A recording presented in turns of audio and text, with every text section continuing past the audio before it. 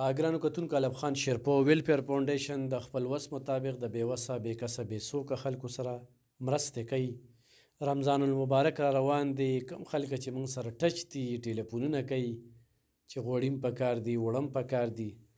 د الله نه امید دی او د الله په فضل و کرم سره به انشاءالله چې کوم موږ سره تړلي خلک دي یا به رانه نه بېنوا کېږي.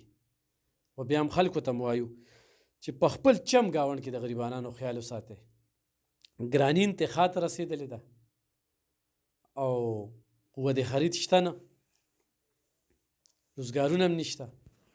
نو دا زنانه د هغه سړېرو سیمې سره تعلق ساتي، د کلونو راسې دلته کې راځي، کله هم چې اوړه ختم شي نو دلته کې راشي.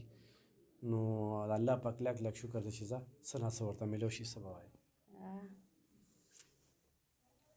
نه ډېر وخت نه موږ ته سودا دې ځای نه میلاویږي، یو څو دې ځای نه سوداګانې زموږ هم کمزوري ده. نارینه هم روغ دي، اووم کال شو، حملو جمدوی پته نشته.